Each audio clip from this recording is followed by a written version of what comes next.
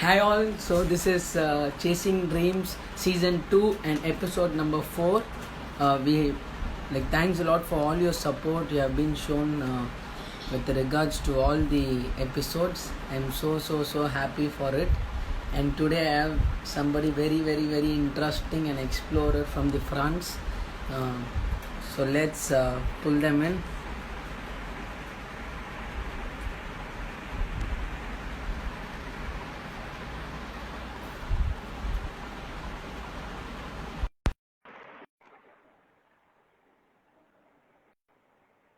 So I'm just inviting our guest for today.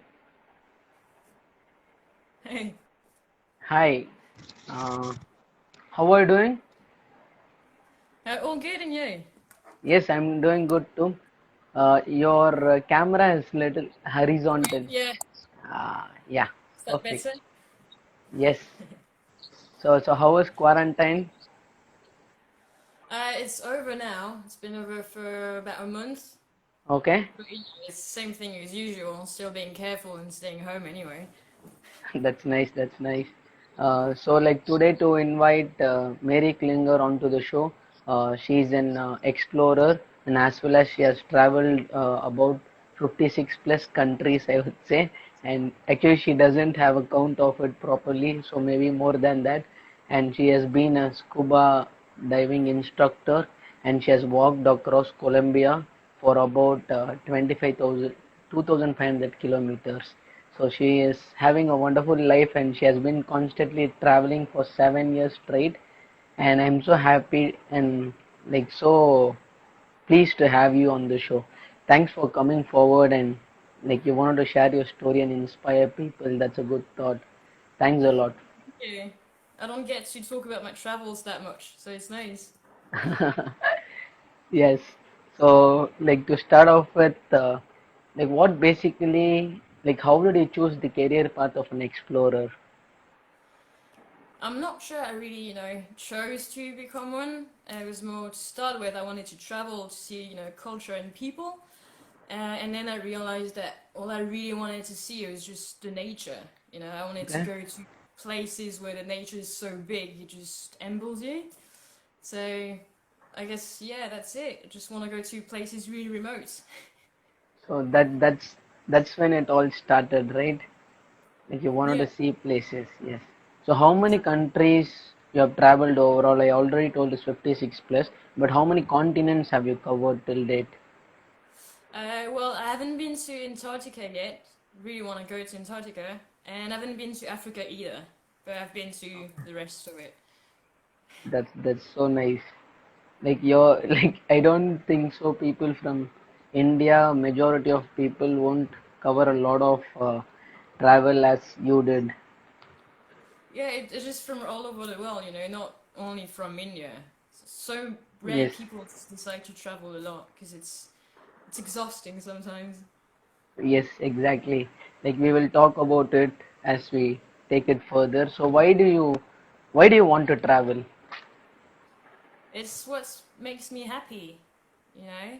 It's just see new things and explore new things, try new food, meet new people. It's just nice, not planning ahead. Every day is like a new adventure. You have no idea, no expectation. You just love it, pretty much. So how do you sustain a living in it? Well, I'm always on a very tight budget. Um, I'm not saying, I'm rationing or anything. It's just I'd rather eat pasta for a week and then be able to travel for maybe 2 extra weeks that if, went out for restaurants and stuff like this. And usually I'm gonna work for about a year and then I'll Okay. just travel for as long as possible and stop and then work for one more year and keep going, I guess. That's nice. That's nice. So you work and then you save money and then you travel, or you while traveling you do some work and then start to earn money. How does? Usually I work, save money, and then travel. But when I was traveling around Asia, I did my dive master internship at Crystal Dive on Koh Tao, and then they offered me a job, so I stayed there for a year. So I guess that time I actually was traveling and then just found a job, I guess. But usually I'll just stop and work, save, and then go. Okay, okay, that's nice. So how do you travel? You travel solo or with along with your friends? It really depends. I'm really good at meeting people. So every time I set off, travel on my own, I just end up meeting people and we kind of travel together. Um, Except when I did the entire Europe and Eurasian travel, I was actually with my boyfriend at the time because he just decided to follow me. So we traveled together and then I travel on my own again. You meet people if it's just for a short road trip or longer time. It's just whatever happens is pretty much what I'm Yes, saying. yes, it's a box full of mystery that is called travel, I would say. Like you never know what you are going to jump into. Like one day, like something phenomenal can happen. The next day, maybe you don't even have food and stay at railway stations and all those. So it's so pretty a box, I would say, mixture of all like emotions is what travel is. Yeah, that's it. Just enjoy whatever comes your way. Exactly. I'm so like so thrilled like you have traveled straight for 7 years. I think it would be a hell a lot of experience, and I hope to take a lot of insights from you as well. I'll try. Outside, yeah. Sorry, outside as well. Exactly. Thanks for correcting. So you told you travel and budget, right? So how was the pre-planning and like how much do you take on your trips? Like basically, I'm how do you plan? it's really hard because I'm I think I'm good at planning as I have the broad idea, but then you never really know until you're actually traveling. When I first set off to travel and I was planning for a year in Australia. I pretty much just took whatever money I had. That was just the planning. Is like I have this much money, I want to go to Australia, it's gonna work out. Um, and then it just comes to a point where you're working, saving money, and you're like, I have enough money and I really want to go too, so I'll just go. That's Okay. pretty much it. And then every day you kind of keep count of what you're spending, and at the end of the month, okay, maybe I spend a lot of money. Uh, where can I cut down on cost? Is it food? Is it accommodation? Is it transportation? And then you just, kind of go from there. Okay, so you jump onto a trip with with whatever money you have, and then you just cut down things and what do you spend on an expenses wise, right? Yeah, pretty much. Like I Okay, always have enough money anyway, but it's more I'm not gonna stay. I'm gonna stay here and work until I get, I don't know, 10 grand or something. It's more hmm like if I'm happy with five and I don't like my job and I want to go traveling, I'll just make do with five. okay. That's something like mental fitness you got to develop to take decisions like this. So let's jump on to the mental side of yours. Like, how do you set your minds for like traveling in a budget and also your day is very constrained, right? Like at times you have very less money to spend, and then as per your adventures, let's be specific in this. Like you walked across Colombia for 2,500 kilometers. So on that, taking an exploration like that takes a lot of mental fitness. So how did you develop it? Well, the crazy thing is, I didn't really do any training or whatever. I just figured you might as well just go, and if it works out, it works out. If it doesn't, it's not gonna work. So mentally, I was convinced I could do it. So that was a start. And it was like, there's no way ever I'm not gonna be able to do it. And even if I can't do it, and after 2 weeks, I have to stop, that's all right. So I was really like taking it one day at a time. And you can't really think about quitting anyway. The goal is just to keep moving, to find water or find a place to sleep or something like this. So it's like, not don't waste time of on considering whether or not you can do it. It's just do it, and it works out. Okay, the same mindset I do have. Like plan myself, then let's go to the direct action and let's make it done. Exactly. That's There's the so thing which much pushes planning me. you can do. At some point, you just have to jump in and go. Well said, well said. Yes. So why into specifically into exploration? Like you climbed some mountains and then you walked across Colombia, and also you did scuba diving a lot. And like this seems to be a particular path. And then like I know about you like a little bit. So it says you are an explorer. You want to become an explorer. So like why into specifically into exploration? I just want to see it all. Like this, nothing really stops to see. Like I'm always amazed at stuff. So that's also that, and it's everything is so easy now. Like if you think about it, 100 years ago, it'd be so hard to just go scuba diving or summit something, and we have the chance to be able to do it quite easily. Obviously, considering money and all, but we can do it, and not enough people actually explore. So that's my thing. It's like I want to see it, and I want to tell people just go out there. It's amazing, Just go enjoy I want like a broader life, a bigger life somehow. And I'm Yes. happy out there when there's no Okay. one around and just nature. That's my happy place. So you don't want a lot of people to be around you. I'd rather just be with nature and trees. Okay. So what mindset do like an explorer should possess as per your point of view? I think you just have to be okay with who you are. I mean, it's kind of hard because I keep asking me that same question every time, like ever since you asked me. Like, it's really hard. Like, if I had one advice, to just know yourself. That's it. Like, don't be afraid to push your limits, but also know when you have to stop, and that's really hard. Yes, that's the differentiation point for all adventure seekers, I would say. Like when to stop and when to start and when to give up. There is a like small line in between everything, and it's a balance. And it takes a lot of years, and like it takes a lot of time to like learn that art of being balanced. It is really hard, and it's so easy to just make that one mistake. But it's just you have to persevere. If even if it's hard and even if it's just pain, like you just have to keep going because if you wanted to do it at some point, there's a reason behind it, and we all have bad days. But if you're having a bad day after you've hiked, I don't know, 40K somewhere in the middle of the way, it's still a good day. Is what I'm saying. Okay, you change negative into positives, I guess.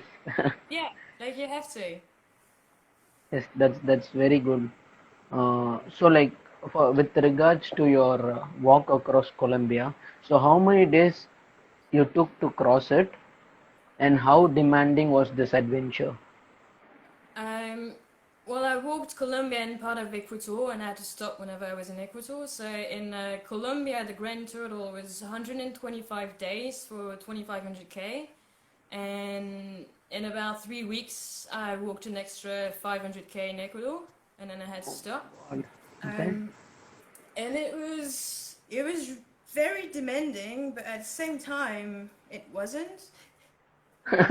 Like, it's exactly as I said before. It's like it was really, really hard because I had no physical training whatsoever, and I had no mental training. As I said, I just went there, and we were walking about 35K a day with a 10K backpack, and it's the first thing you think about in the mornings. Like I have to find water because otherwise, I can't make food and I can't drink. Yes, And once you have the water, then you can just keep going. It's all fine until you have to find a place to pitch the tent. And it's really tricky sometimes. But at the same time, all you do in all day is walk around in nature. And whenever it's dark and you pitch your tent and you're all happy in your tent, you're like, this is awesome. I've been outside all day.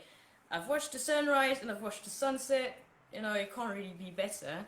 So, really, really hard, but at the same time, it was worth it. that's nice. Like very simple life to lead. Just take one step at a time.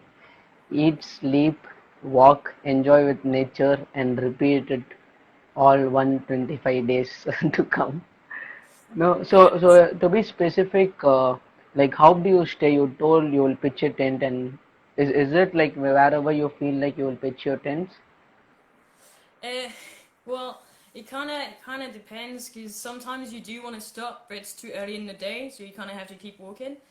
And sometimes we had to pretty much, crawl under fences to actually pitch the tent in someone's, I don't know, yard or field or whatever. It's pretty much you just put the tent wherever it's kind of flat and where people can't actually see you.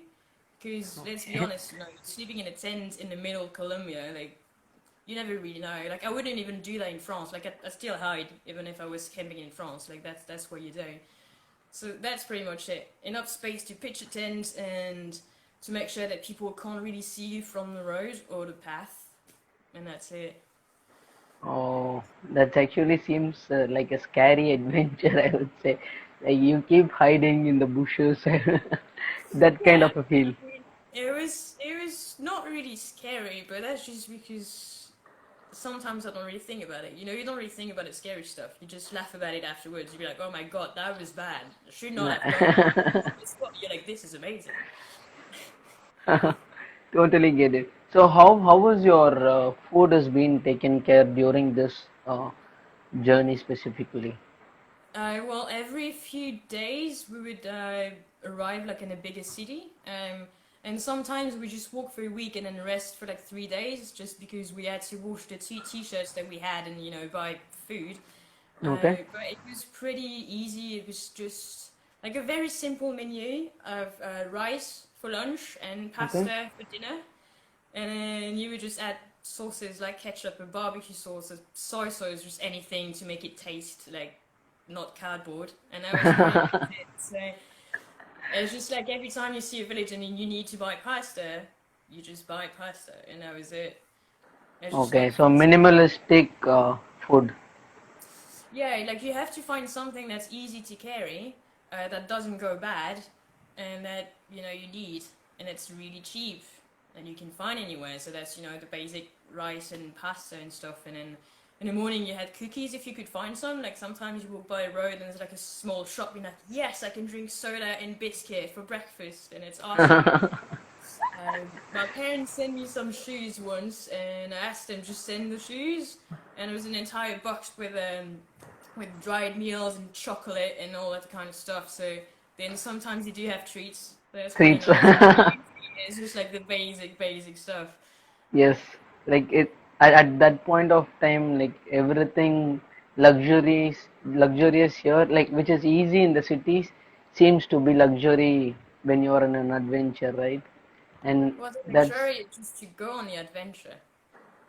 exactly, exactly. So I don't want to probe you a lot of questions at the moment. So let's go on for some photo sessions of yours. So let's recollect your memories, I would say. Just give me a minute. I think the first photo would be What was this? Oh yeah, that's a cool one. That's when I was a dive instructor. And that was awesome because I could spend all my days on boats, on the water or underwater. that's So that was to capture that moment. It was really great. when was this exactly taken? While you were going for a dive or I think I was coming back from a dive and I was surface cover, so in charge of keeping everyone alive on a boat, pretty much. That must have been on the way back into 2017, I'm guessing. And funny yes. story, I had planned to only stay 3 months on Koh Tao. I was just gonna do the dive master course, and actually I stayed 14, because then I did the instructor course and all. So it's just this is just to show that my plan's not really going out. So how many dives did you did in Koto on the whole? Uh, Most of my diving actually was on Koh Tao because it's beautiful and cheap.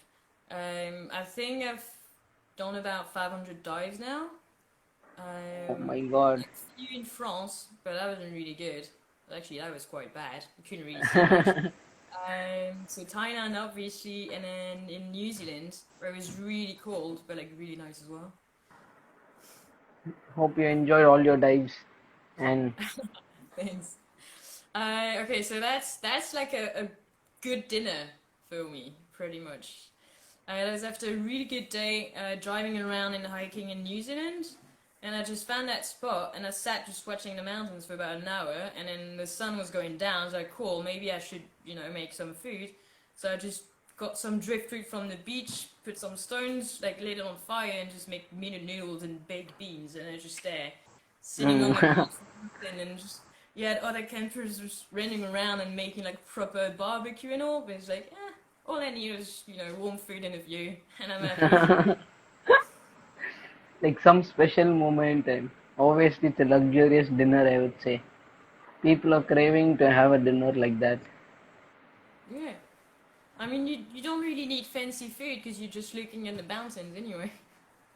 Yes. Okay, so that was after an 18K hike up in Scandinavia. That was in Norway, and that was my boyfriend at the time, Anthony. And we had discovered that you could go to the northernmost continental point of Europe, like all Okay. the way up the continent. And when I heard about it, I was like, cool, I have to go. So we made a 3,000K detour with the car just to go up there to Norway and then wake up at like 6 in the morning to hike and just to get, to that point. And Okay. it was just so windy and the cliffs, it was like really, really hard to walk on, and you had reindeers, and then it was, you knew all you had between you and, Arctica was just the water and nothing, and it was awesome. That's something memorable, I would say. It was, yeah. And and And that's Gobi Desert. That was awesome as well. That was in November 2015. okay. The plan was just to go in Mongolia to get visas to go to China because we were in Russia, so that was like on the way. Okay. And since it was winter, we couldn't really travel around, but we found a tour that would take us down to Gobi. And I remember just the grandeur of it all. Like it was so big and so massive, and you could see just for miles and miles, and it was awesome. It's so remote. It's such a beautiful place. Yeah, like you have been isolated from all, like everybody. It seems to be like that. Like you're just separated from everybody, and you're all alone in this journey. That's how it feels like. And That's the highest point I've ever been so far. That was at the end of the walk in Colombia, Ecuador. It's the Cotopaxi volcano, which is okay. almost 6,000 meter, but that's 5,980 something meter. Uh, just above Kilimanjaro, which I'm really happy about.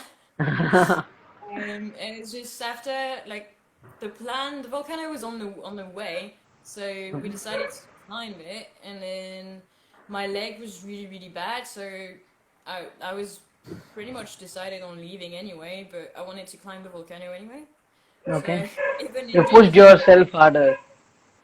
so yeah, went all the way at, and it was awesome. It was a beautiful view. Yeah, that actually seems to be a lot of snow there, and you have worn snow boots and stuff. Like, Yeah, like we had to put them on straight away. It was quite mental, but also made me want to climb other summits. Obviously. hope you climb a lot of summits in the future as well. Yeah, I So, hope so too. And I was taken in the Philippines last year. Because after I injured my leg, I decided to just go see friends in the Philippines and free dive because it could be good for my leg, as in you're not really using it, and yoga and all that stuff and water, obviously. okay, So I tried freediving and it's fun, but I'd rather look at fish than just stare at the rope. But it's really okay. nice and it's really calming. Yeah, free diving is a meditation, and it's an art. That's what people feel when they free dive. Yeah, that's it. It's really nice and really hard to describe. But yeah, Yes. it's almost like you're falling asleep, but you're not. The issue is like sometimes I am in that mental state, but most of the time I'm just gonna be weird and try to have fun. So freediving doesn't really work when you're just feeling like I guess. Yes, yes, totally. We get you. So, like, let's jump on to a few other questions for yours. So, like, who's an inspiration for you, and how that person have impacted you to travel? Well, I thought about it, and there's actually two, I guess, maybe three even. Mike Horn, to start Okay. with, because he just proved that it was still possible in our day and age to just travel. Like there was still things to be seen, and you could just do it, you know. So Mike Horn for sure, and then there's a philosopher named Alan Watts who pretty much just said like, you know, whatever you want to do in life, just do it. It doesn't really matter. Like if you think about the money, that's not the point. The point is just find whatever makes you happy and do it. So I use him to just pretty much explain when I'm traveling, because his famous quote of his is it's better to have a short life that is full of what you enjoy doing than a long life spent in a miserable way. So I'm like, brilliant, you know, I'll just go on traveling and not work. I'll just do that later.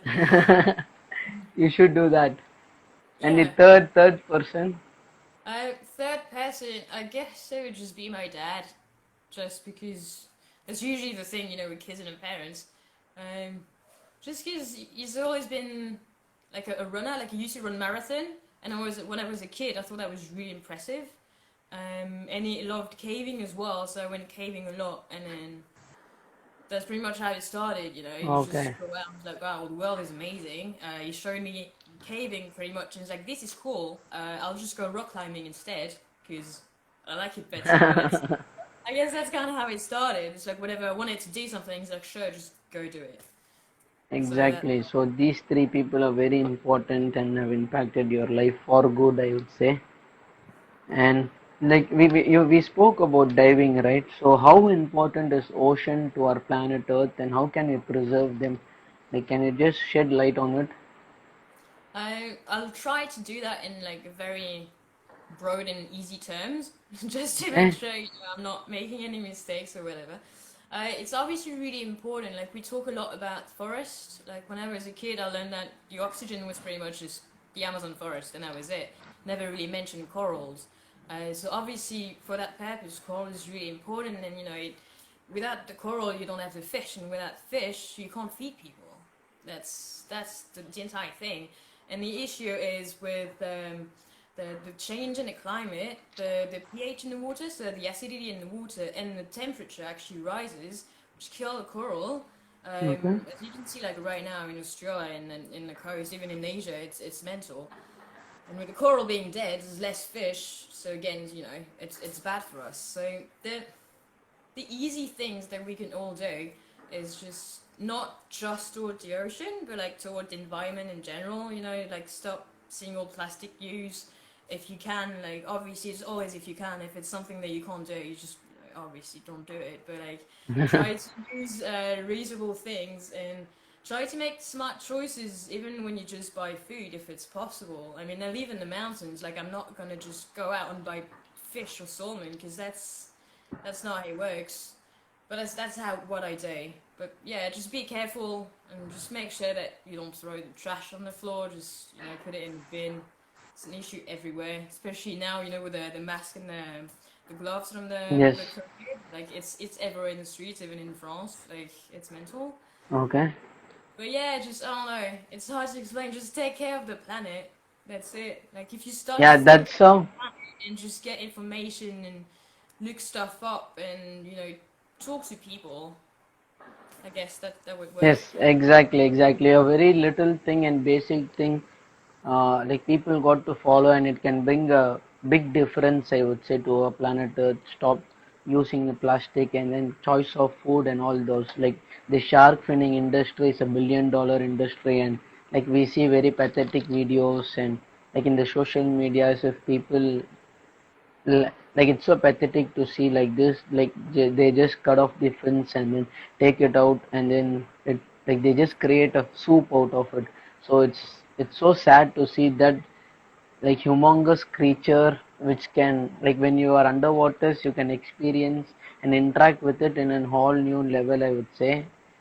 So it has been cut that way. It's so sad, like saddens me a bit. It's no, I totally agree with you. And as you said about the water, it does help to be a diver when it comes to that issue. just because it's really hard, you know, to confront people with a problem when they can't actually see it. But if you scuba dive and you go underwater and you see all the fish, all the coral, sometimes sadly all the pollution, like you see the impact we're having on that issue, and you kind of want to save it as well. Exactly, like scuba diving gives that opportunity to go and see, and then like you will change as a person after that on your choices and stuff, and because it has made me into a different person who I am right now. Okay, thanks for sharing your views on how to conserve our blue planet. And then next, to explain like how it is to be underwaters. It's like being an astronaut, which is hard because it's like, yeah, but what is, you know, being an astronaut feel like?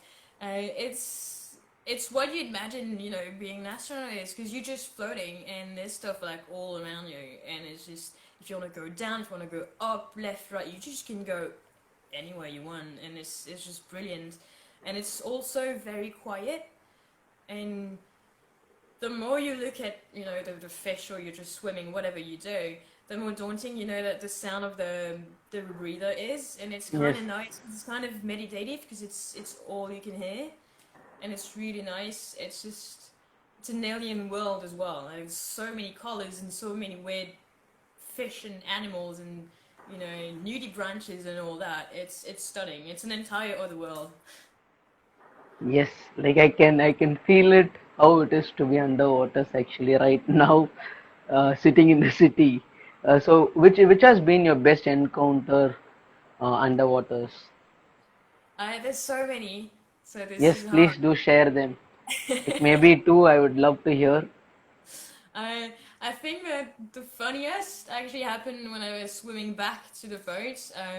We were diving, and even on the way up, we saw a first whale shark, and it was awesome Okay. because you're just doing the safety stop where you wait for 5 minutes and just underwater still, for 3 minutes, and then you just like, cool, one whale shark, and then keep going up, and there was another whale shark, and like, this is, you know, this can't get any better. And then on the way back to the boat, there was one that just kept chasing me. So I was like Okay. on the water, just looking on the boat, and then just putting my head in the water, and just like seeing that massive mouth of the whale shark just like coming toward me for 5 full minutes. I was just trying to avoid it, and he kept following me. So that was really fun. Except that could have pretty much eaten me because I'm, you know, so small and it's so big. But I that don't was like, think so. Whale sharks have swallowed people, right? nah, I'm not. They Yes. don't like, they don't eat people, so they wouldn't. But he was just playing around, I guess. Yes. Um, and another good memory, there was a dive site where most people would just go to one place, and I would just go up the coast all the time. And each dive I went there, like it didn't matter if I'd been 2 days ago, months ago, whatever. Every time I came back, there was that firefish that would always come and just stay with me for the entire dive, which is really weird, but it was awesome. Yes, they would have been your friends, I guess. Like you would have dived there for a very long time. Yeah, that's it. It's like, hi, it's me. Yeah, that's nice. And like diving with whale shark has been one of my biggest dream. So hopefully it comes true one day. And you are so blessed that you dived with one of the magnificent creatures of our planet Earth. Oh, they are amazing. They're Yes. amazing. I really want to see narwhals though. Which You know, ones? so narwhals. It's that Arctic fish with a massive horn. It's like a Yes, unicorn yes, horn yes. of a fish. Yeah, yeah, yeah. Yeah. I knew about them. I want to That's see them nice. from a boat though. Maybe not sea. Little scary. They are with their horns. Yeah. Yes. So next, let's jump on to the next question. So, like, what has ocean taught you in the process of scuba diving or free diving? Um, it's a really tough question. What I learned from it all is just, you know, to enjoy the little things, I guess. Because sometimes you go, when you go scuba diving, you know, you always want to see like a whale shark or a turtle, for example. But if you just set out to find like a simpler fish, or like a cute one or whatever, like a random one, like you can just find the tiniest creature and they're amazing. So that's the thing. It's like, yeah, sure, it's awesome to see a whale shark, but if you pay attention to the little things, they will still make you happy. Yes. Um, well, I was kind of momented before diving, but it works with diving analogy as well. And freediving, I think taught me patience. Just because it's so easy for me to try and do something, and if I can't do it, it's just frustrating. But Yes. like you can't actually get yourself to, be frustrated when you're freediving because you have to remain calm and all that. So you have to find that balance. So Exactly, exactly. So I think ocean has taught you a lot, uh, as a person, as it has groomed you as well. Yeah, so actually that, yes, and you have a huge experience in diving. For sure, it would have made a difference in your life. So, like what are your future projects?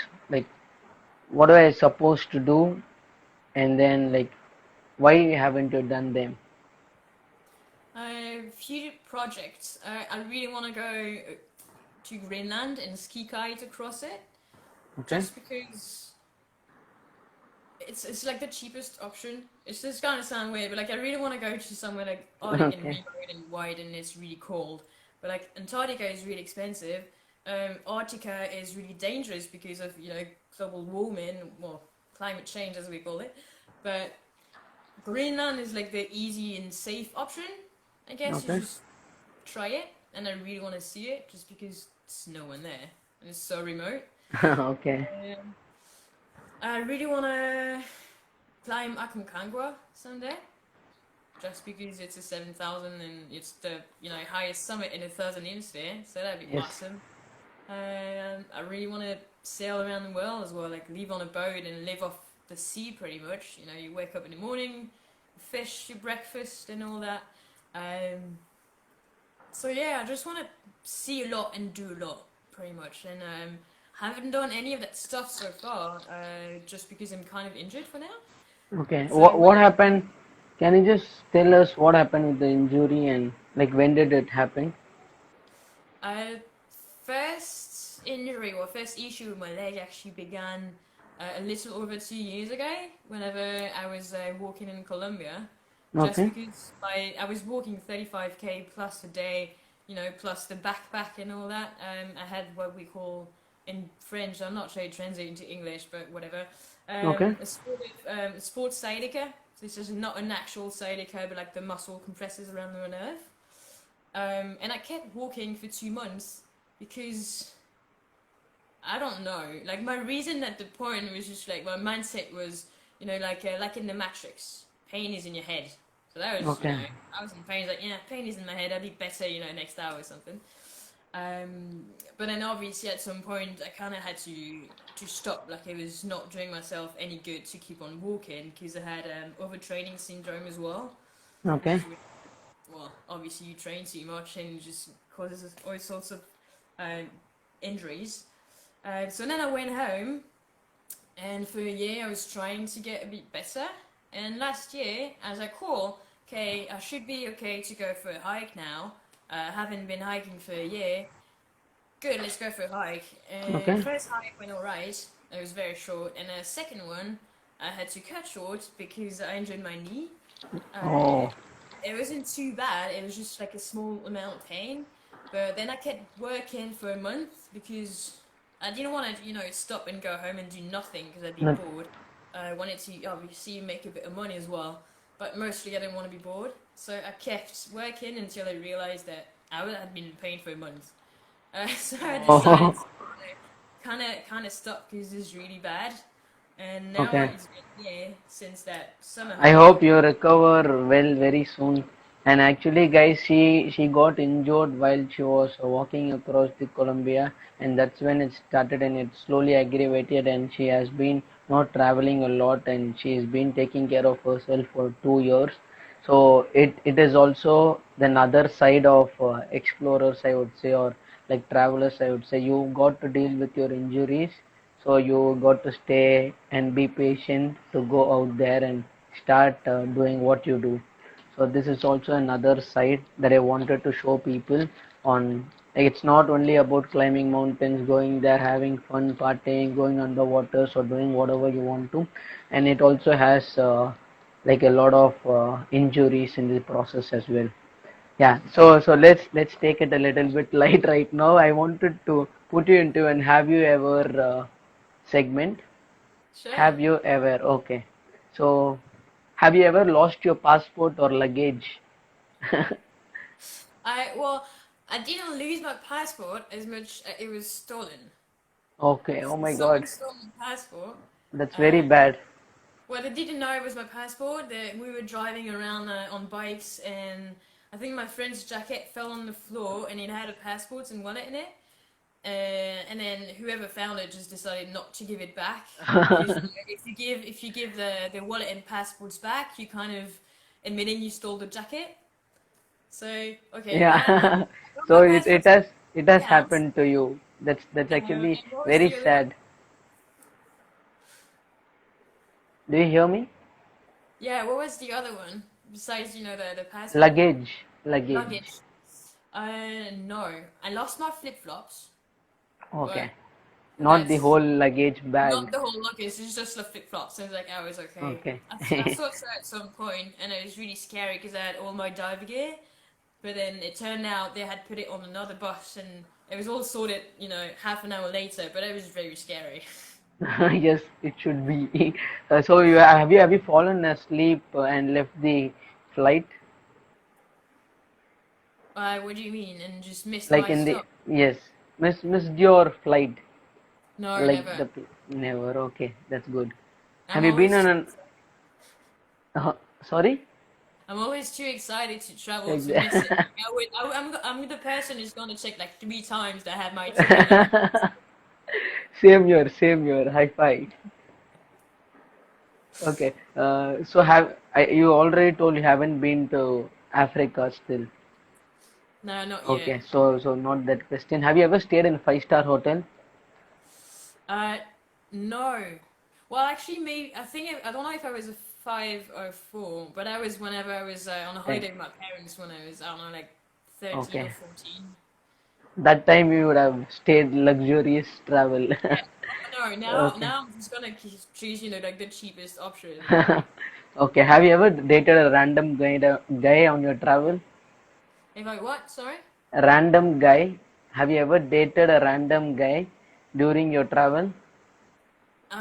What do you mean random?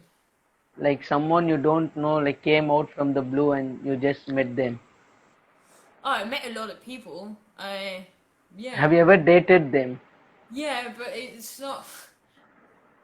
I wouldn't really consider dated. Some actually, yeah. I guess half I've Okay. dated and half I didn't date for a long time. Is that how you want to put Okay. Okay. Have you ever ruined someone else's vacation? it? I wouldn't say ruined. It was just that one time. Working on a boat in Thailand. I was surface cover, and a couple was doing a discover scuba diving, and then they Okay. were kind of excited about it, but like it was kind of wavy, and rain was started to come. And I had no idea, like I didn't actually see they were there, but I just saw the storm coming. And it's like, this is awesome, and I was so happy. It's like, yeah, it's gonna rain, and then I turned around, I was like, I'm so sorry for you, like so You bad. guys aren't going to It's, dive now. yeah, I mean that's how I ruin someone's day. It's like, I'm sorry it's raining, and I'm happy you got the rain. Okay. Have you stolen something? uh, wait. Yes, no. Well, I'm trying to think about it because I find a lot of stuff. So I guess in that way, yeah. Because sometimes I Yeah. find a T-shirt and I'm like, I'm just gonna keep that T-shirt, not leaving on the beach. So in that regard, yeah. Okay. Have you sent somebody accidentally to an hospital, driving over them or doing No. some? Okay, that's good. Made money performing on the streets? No, no. Okay, Sometimes, not money. I mean, in Thailand at some point I was just doing a cup song in the street just because a friend just taught me and it was fun and the kid just came and just played with me. But it's for fun and not money. money. Okay. Have you had a fight in public place? Not a real one. Okay. There's a friend I travel with where we pretend to argue in stores sometimes. We would just stop to get some food, and then at some point, just like, okay, just come start and yell at me, just just for fun, so Fun. that I can see Okay. what's going on. And I don't know. That's fun actually. Okay, so to ask you a few things, like I'm coming to the end of our session right now. So people who want to travel, what do you like to say them? Just do it. Pretty simple as that. That's it. If you want something in life, just go for it.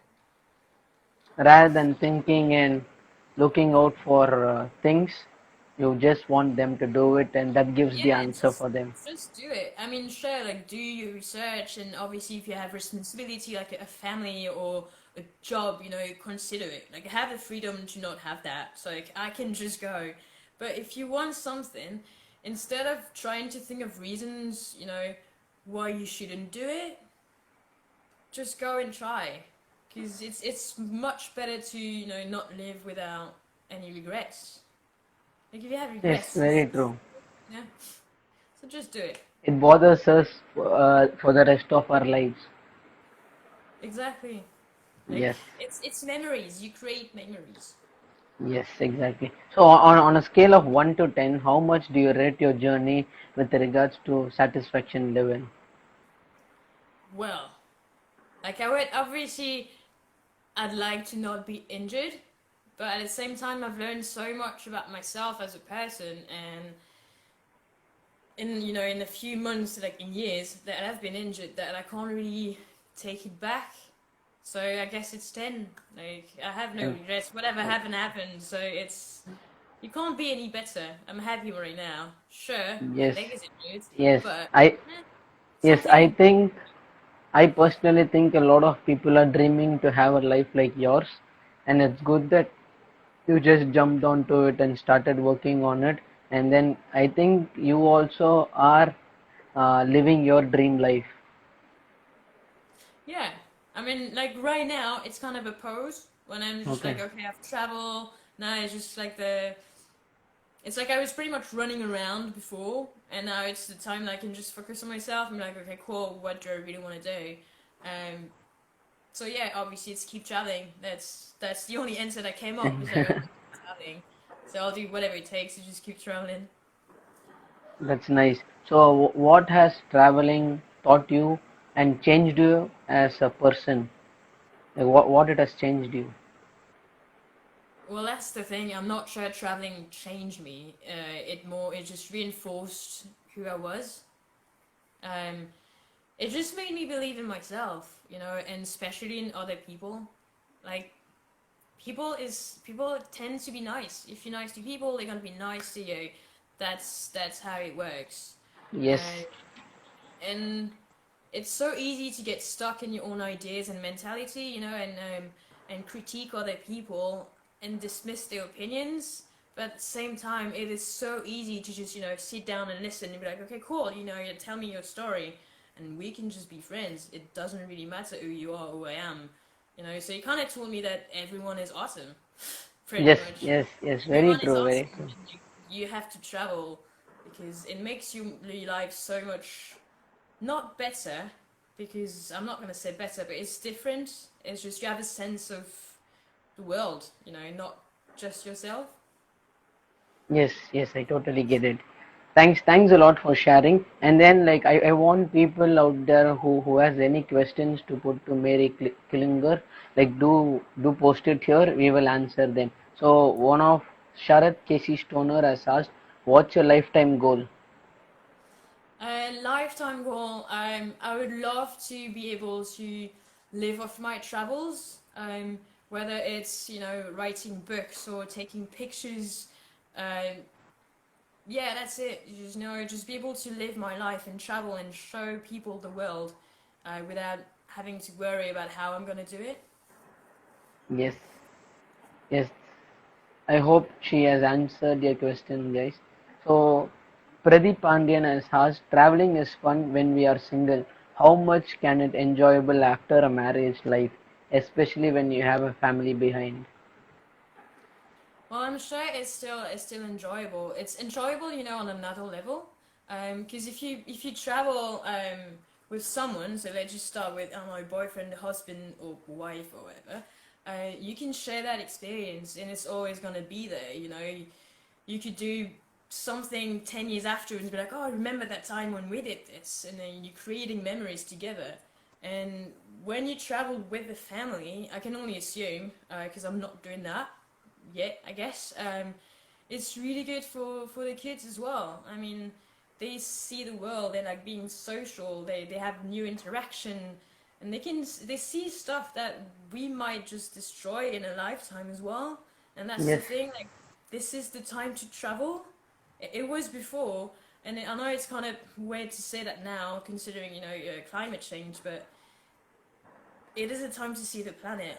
So I'm sure it's not going to be as fun to travel with a family as when you travel when you're single. But at the same okay. time, your definition of fun is just going to change. Like now, maybe fun is just I don't know going out for a good food and a drink with friends. But maybe when you have kids, your kind of fun would just be like to take them on a weird hike in the middle of nowhere and just show them I don't know bamboos or something. So Yes, yes, yes. That's how it changes from being single and then when you get into a family, like that's how we explore. So like he has asked another question. Family only is concerned about our safety. So will they be happy to explore dangerous exploration? Well, that's the thing. If you're putting your life in danger, I consider that to be kind of okay. If you're putting someone else's life in danger, like that's not good. Or if you're filming yourself doing something that's really dangerous and then you're showing that to other people, I don't agree with that either. But that's your responsibility as well to draw the line between what's fun and what's dangerous. Exactly, well said.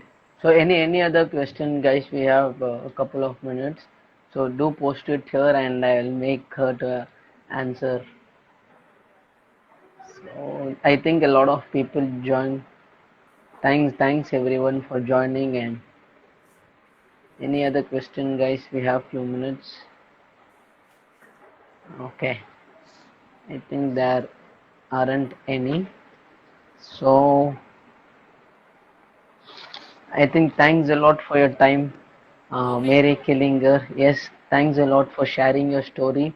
And I hope when people see the video of this, like they'll come to know behind the scenes of an explorer, an aspiring explorer, or someone who has done a lot of things already, and they will approach travel in a whole new different perspective. They'll just go out and travel. That's what you wanted to convey to people out here, and I'm so happy about it. And then your story would inspire a lot of people, and I hope they will come out traveling and do their dreams as such. So thanks a lot for coming onto the show, and thanks for your time as well. Well, thank you for having me. It was really nice. And yeah, just quickly, I have a Vimeo account with like videos. So normally it's linked on my Instagram account anyway. It's Killing Your Explorer. So got a few videos with music just in case, just to show the travels I kind of mentioned. Okay. But it was really nice to come here and talk to you. Well, talk to Thank you you. all, Thanks. I guess. It was awesome. Yes. Thank you. Thank you. Thanks for your time and take care. Take care of your injury. Recover from it and like just start exploring as you always did. Yeah, I will soon. I'll Okay. get back. Thank you. Bye bye. Bye.